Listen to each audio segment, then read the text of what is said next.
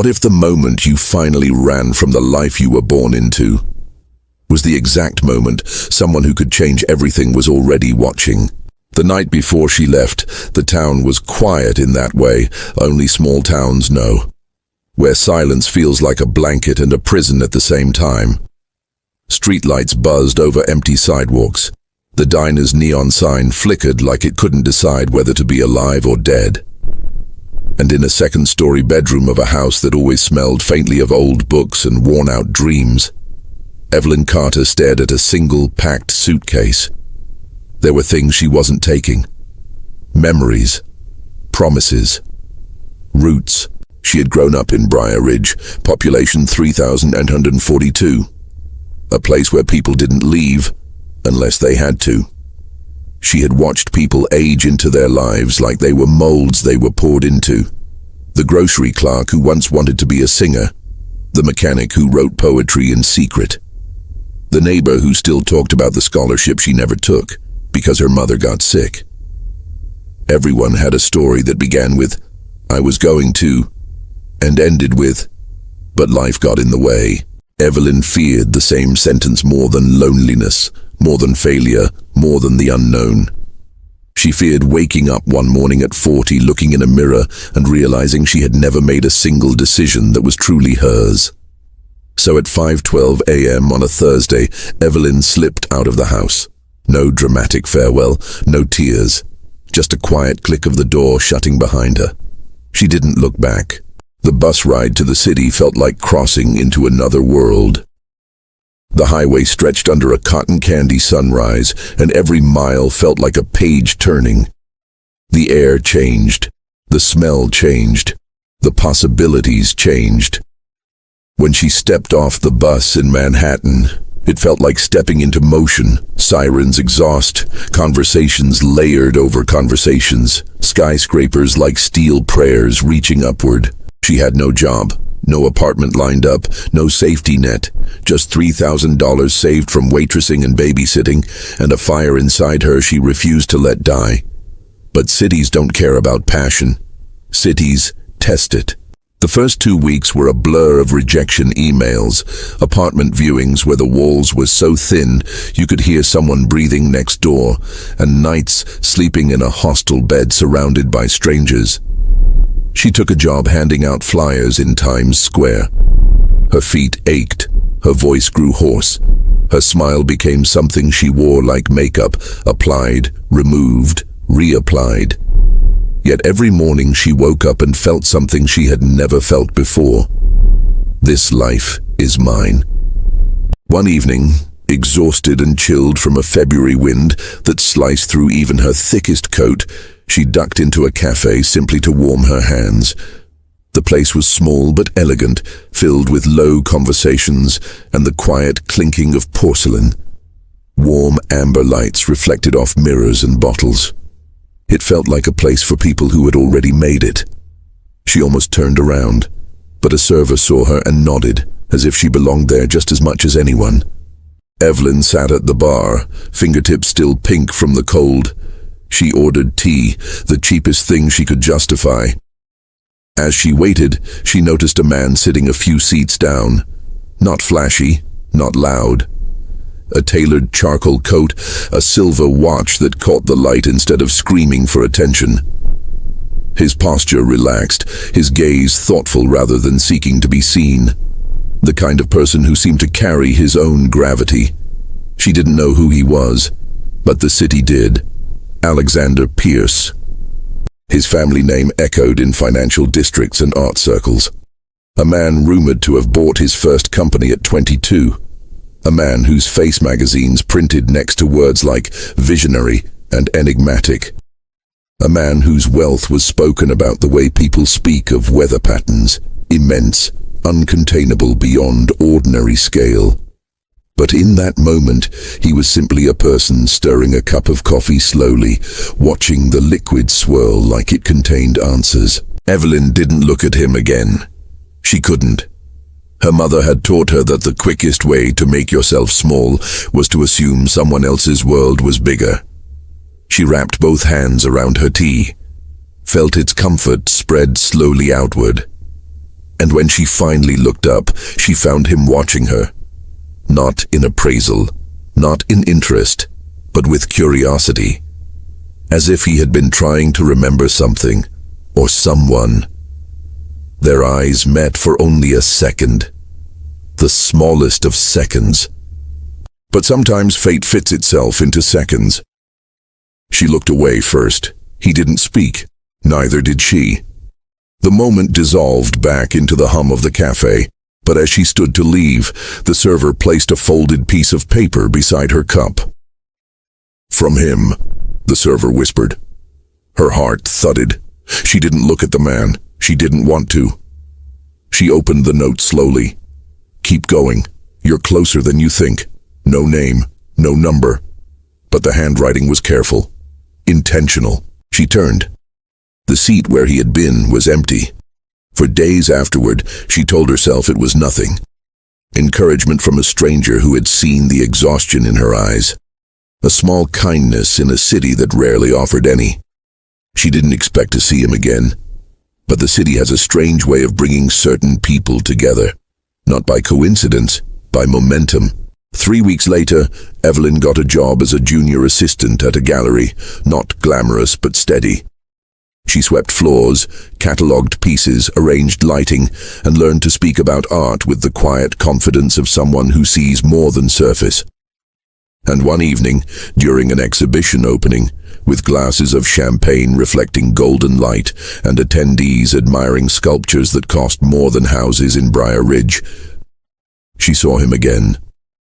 Alexander, but this time he wasn't at a distance. He was close enough that she could see the tiny scar on his jaw, the one made by something sharp, long ago. He was speaking to the gallery director, his tone even, his eyes focused.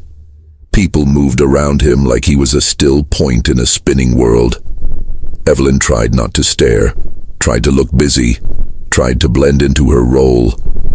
But when he turned, his gaze found her with the same calm recognition as someone locating a familiar constellation in the sky. He walked toward her slowly. She could hear her heartbeat in her fingertips. "You left Briar Ridge," he said softly.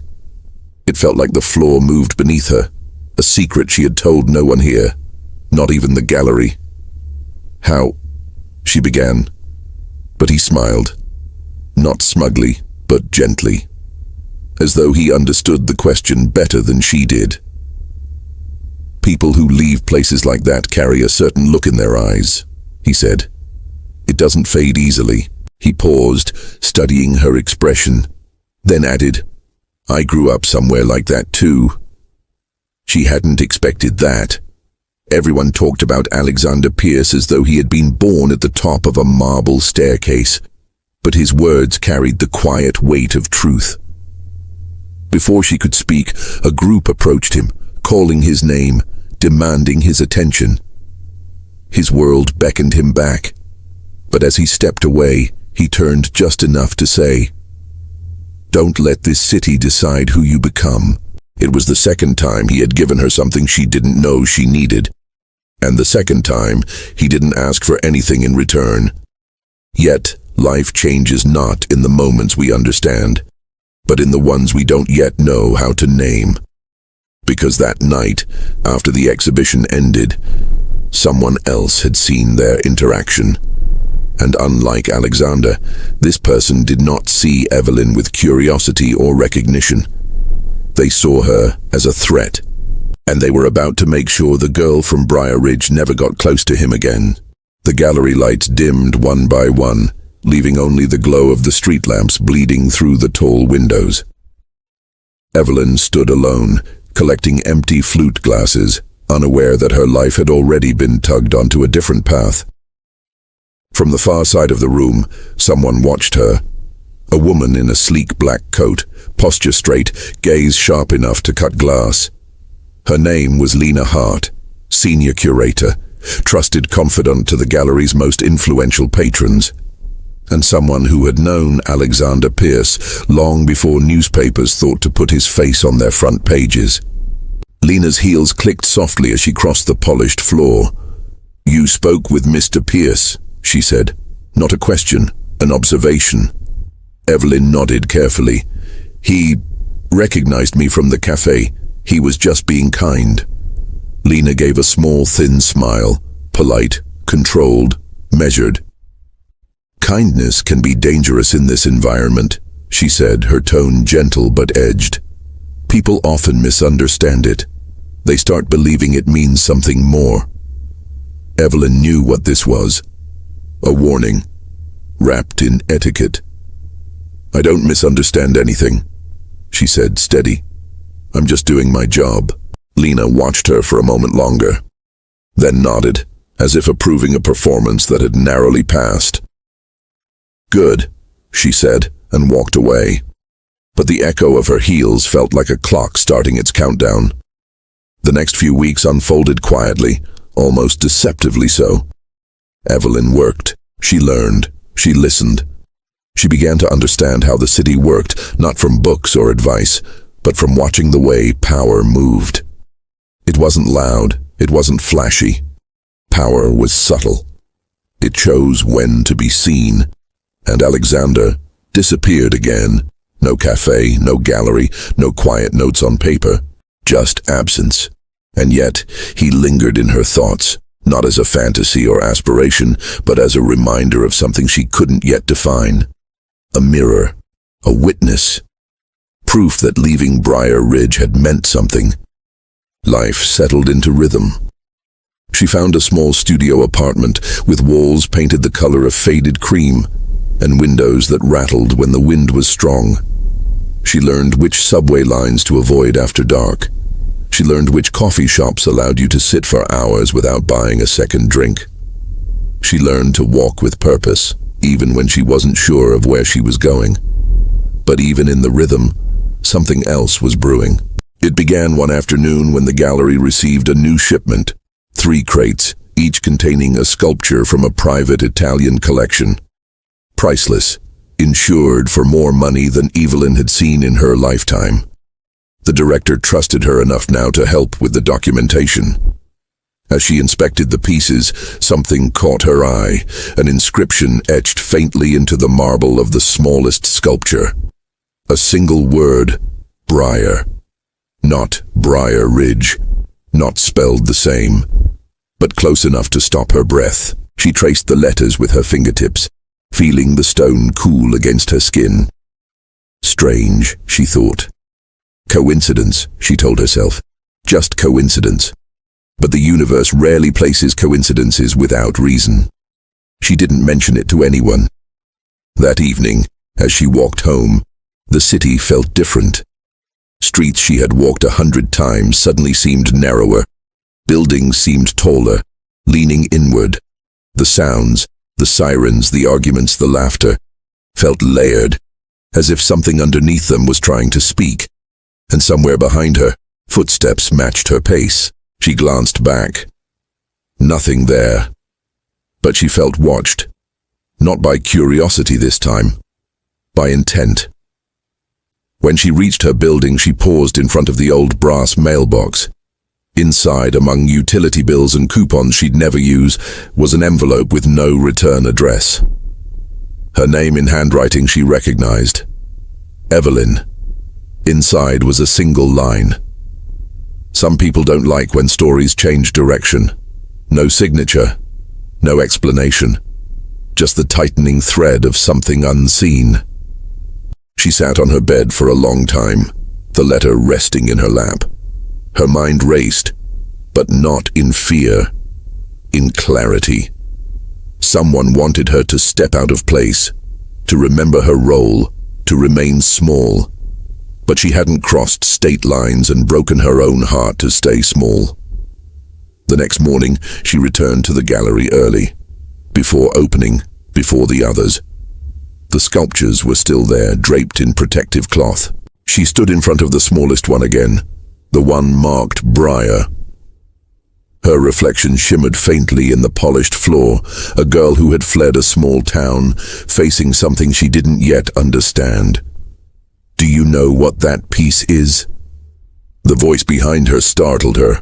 Alexander stood in the doorway. He looked different in the daylight, tired in a way that didn't reach his eyes but hovered just beneath them. The kind of exhaustion that came from attention, not effort. She didn't turn fully to face him. "I haven't researched it yet. It's from a monastery in the Pyrenees," he said, stepping closer. The monks believed the sculpture contained the memory of everyone who touched it. Not in a literal sense, but emotionally, spiritually. He paused beside her. "People leave pieces of themselves behind," he murmured, "even when they don't mean to." Silence expanded around them, soft, slow, heavy. Evelyn exhaled. "Someone warned me about you." The words came out before she planned them, raw, honest. Alexander didn't seem surprised. Instead, he looked almost amused, but in a sad way. "They always do," he said. "Why?" He looked at the sculpture, not her. "Because I don't belong to the world people think I do, and it makes them uncomfortable." She frowned. "And what world do you belong to?" For the first time, he looked directly at her, not with curiosity, but with something much deeper. "The same one you do," he said. The same one, she thought. The world of people who chose themselves at all costs. Before she could speak again, footsteps echoed down the hall. Lena, her voice crisp, efficient. "Alexander, your car is waiting." He stepped back, the moment dissolving, but before leaving, he turned to Evelyn and said quietly, "Don't let fear dictate the narrative. Not theirs, not yours." Then he was gone. Lena passed Evelyn without acknowledgement, but this time there was no polite smile, only assessment, calculation, and something that looked very much like irritation. The day moved forward, but something had shifted, not dramatically, not visibly, but in the fabric beneath everything. And shifts like that are the ones that change the ending before anyone knows the story has even begun. Over the next few days, Evelyn noticed her tasks being reassigned. Exhibitions she had been scheduled to assist with were suddenly given to others. Meetings she once sat in were now held behind closed doors. Conversations quieted when she entered a room, not openly, not crudely, precisely. Someone was pushing her back to the edges. She didn't fight, not yet. She watched, she learned. Because power, she realized, was not in the spotlight. Power was in knowing when to stand at the edge and wait. One evening, as she closed the gallery, she found Lena waiting near the door, coat draped over her arm. "We should talk," Lena said. They walked together into the city night, two figures moving through streetlight and shadow. "You have ambition," Lena began. "I respect that, truly. But ambition without boundaries can be destructive." "For who?" Evelyn asked. "For you," Lena answered. "People have been pulled into his orbit before. They burn, they always burn." The words hung in the cold night air. Evelyn's voice was quiet but steady. "I'm not trying to orbit him." Lena stopped walking, turned. "Everyone orbits him," she said, "whether they mean to or not." She left Evelyn standing there under the flickering glow of a street lamp. The city wind lifted Evelyn's hair, carrying the scent of rain and distant traffic. She didn't go home, not right away. She walked, not aimlessly but searching, for clarity, for grounding, for the voice she had promised herself she would never silence again. And as she crossed a quiet intersection, she finally understood something. She wasn't afraid of being near Alexander. She was afraid of what being near him was beginning to reveal about her. That she wanted more than escape. She wanted purpose and connection, and to be seen, not as a girl who left something behind, but as a woman shaping what comes next. She stopped walking. The realization felt like a door opening, but every open door casts a shadow. When Evelyn reached her building, the lobby lights were dim, the hallway quiet, her footsteps soft on the worn carpet. But someone was waiting at her apartment door. Not Alexander, not Lena, someone else entirely. Someone who knew her name before she ever left Briar Ridge. and the look in their eyes said this story was never just hers to tell. The hallway smelled faintly of dust and radiator heat. The overhead light flickered, casting slow-moving shadows along the walls. Evelyn stopped 2 steps short of her apartment door. He stood perfectly still, hands in his coat pockets. Not threatening, just present. As though he had been waiting not just minutes, but longer. Much longer. Evelyn. His voice was familiar in a way that made her chest tighten. A voice she had once heard through screen doors and summer air. Caleb Morgan. They grew up 3 streets apart in Briar Ridge. He was the boy who used to walk her home from middle school, who sat beside her at football games, who had once said, when they were both 16 and lying on the hood of his father's truck, that they were going to leave together someday. But he never left. And now he stood here, in her hallway, in her new life, looking at her as if she had stepped out of a memory and into a mistake. "What are you doing here?" Evelyn asked, her voice soft but unmoving. Caleb exhaled, rubbing the back of his neck the way he always did when he was nervous. "I've been looking for you. Your mom said..." Evelyn's stomach tightened. "You spoke to her?" She was worried. "Everyone thought you just vanished." "I told her I had to go," Evelyn said, and suddenly her voice felt smaller than she wanted it to be. Caleb looked at her with something she didn't want to name. Something like disappointment. Something like longing. Something like the grief of a story rewritten without his permission. "You left without saying goodbye," he said. No accusation. Just truth. The kind that hurt more. Evelyn let silence rest between them. The kind of silence where 2 people stand on opposite shores of a river neither of them built. "Can we talk inside?" Caleb asked. She hesitated, then nodded. The door unlocked with a click that sounded louder than it should. Inside, her apartment was dim and quiet. Books stacked on the windowsill, a mug beside the sink. A life in progress, but still delicate, still forming shape. Caleb stepped inside, looking around.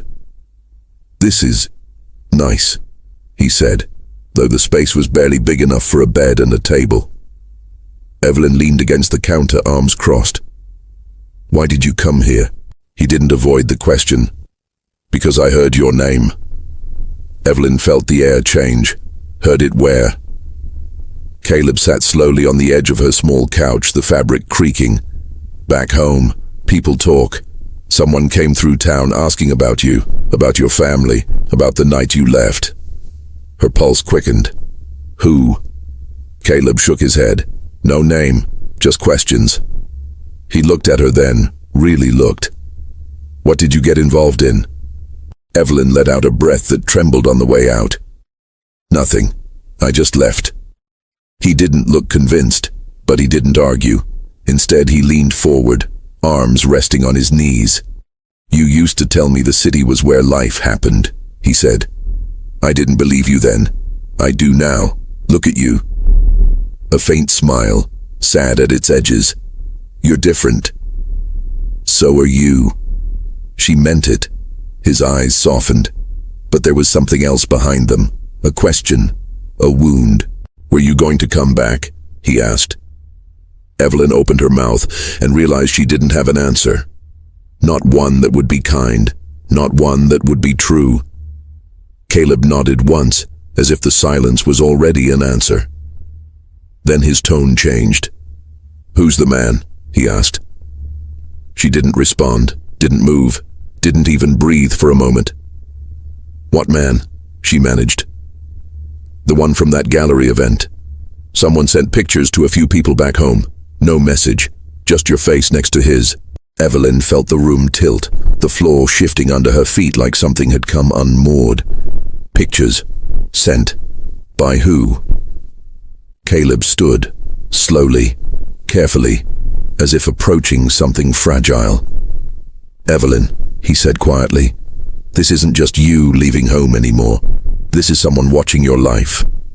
She closed her eyes, not to hide, but to find clarity beneath the storm. When she opened them, Caleb was looking at her not as someone he had once loved, but as someone he was afraid of losing again. "Come home," he said, "just for a little while, until you figure things out." His voice was warm, familiar, safe, but safety had a cost she could no longer afford. "I can't," she said, soft, final. Caleb swallowed. "Is it because of him?" She wanted to say no.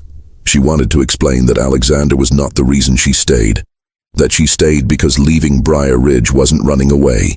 It was the first breath she ever took. But the words tangled. Caleb stepped closer. Close enough she could see the tiny scar under his left eye, the mark of a childhood bicycle crash. "You were supposed to leave with me," he whispered. "That was the plan." Evelyn's throat burned. "We were kids. That doesn't mean it wasn't real." She looked up at him then, and he saw something in her eyes that ended whatever hope he had held on to across distance and time. He stepped back. "Someone is trying to pull you into something," he said.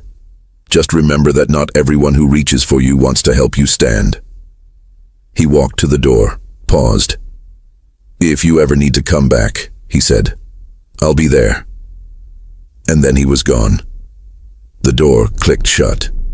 Silence expanded again, but this time it felt heavier, like the apartment walls were listening.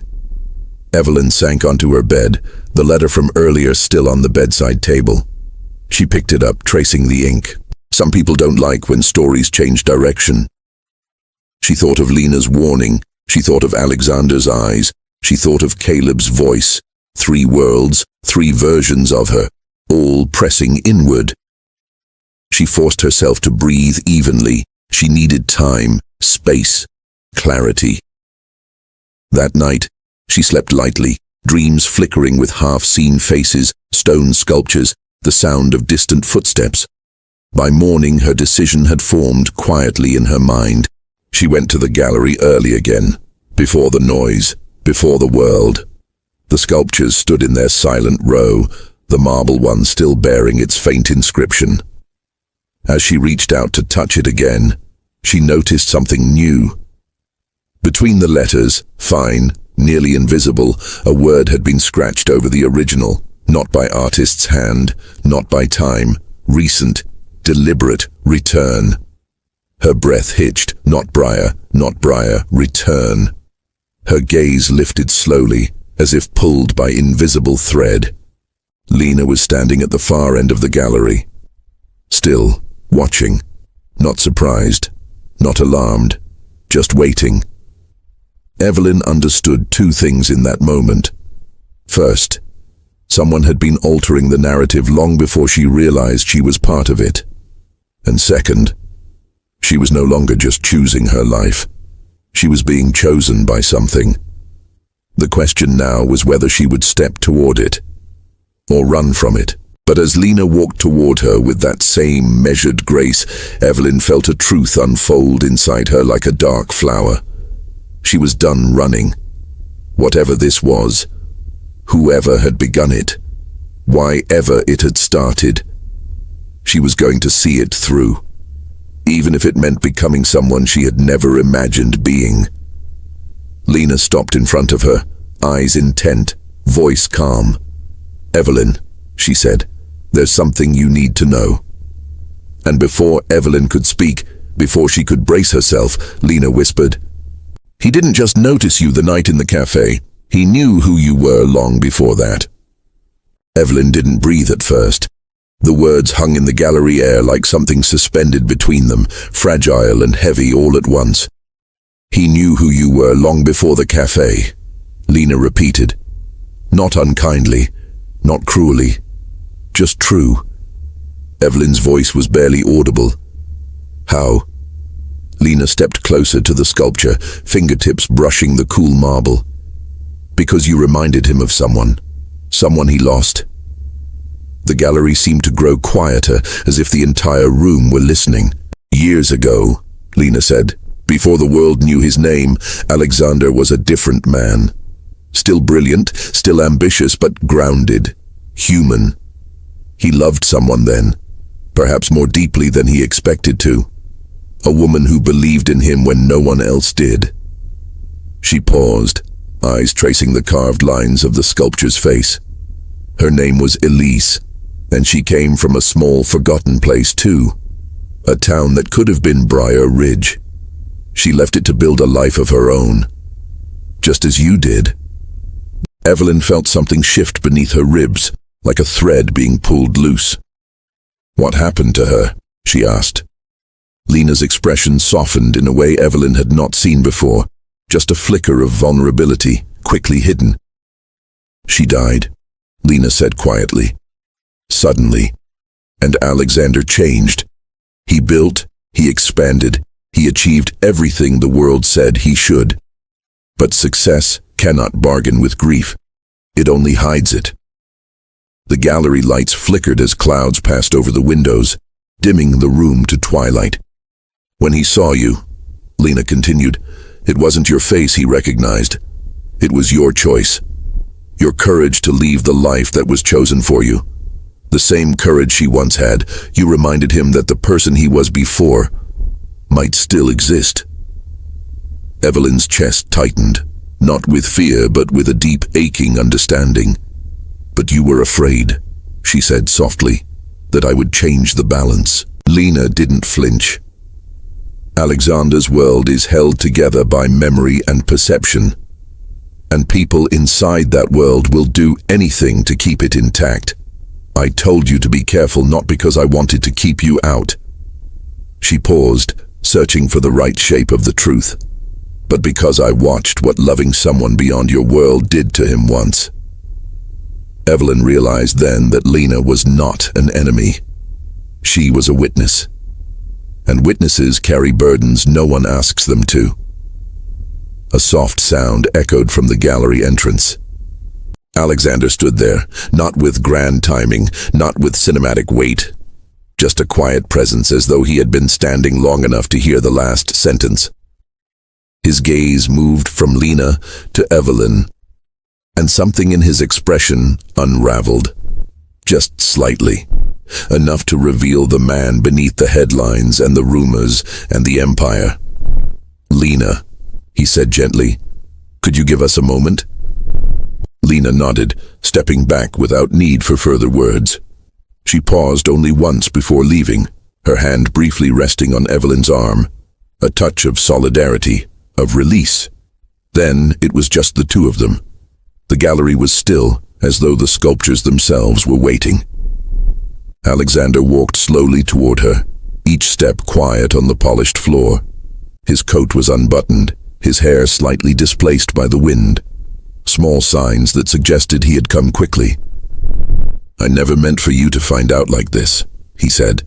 Evelyn didn't respond yet. She was not hurt, not exactly. She was changed.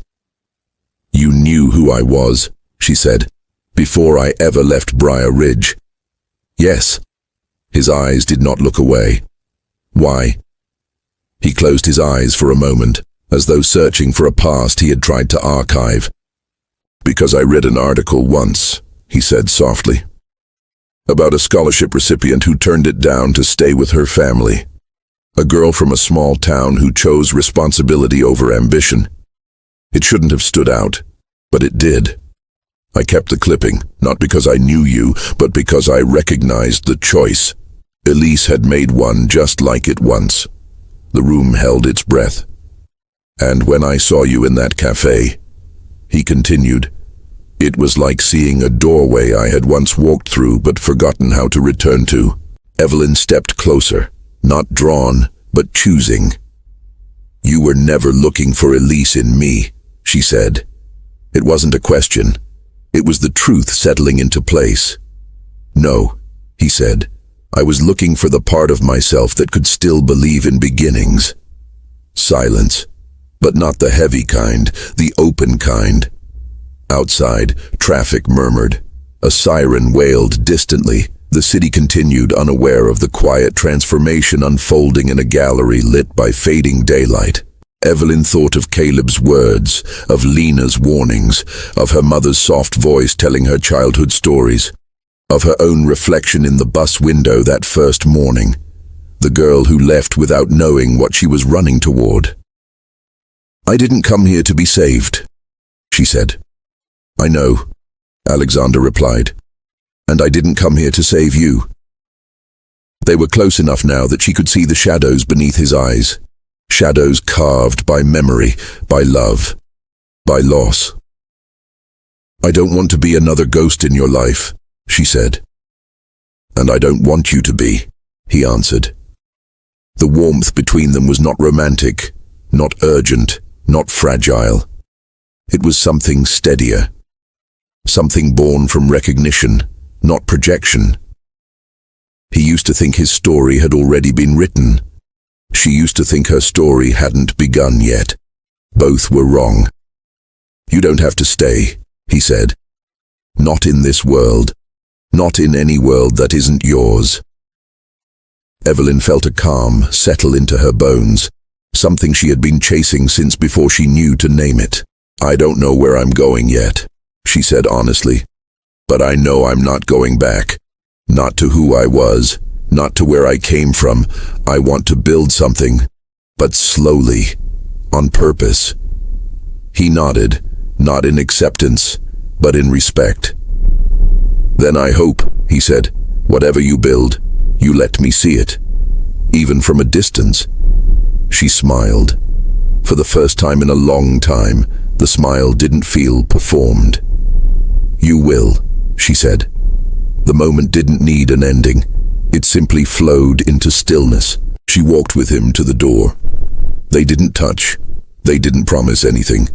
They didn't need to. Some connections do not demand possession to be real. Outside, the day was clearing. Light broke through clouds in gentle beams glimmering against rain-slick pavement. It looked like the city was exhaling.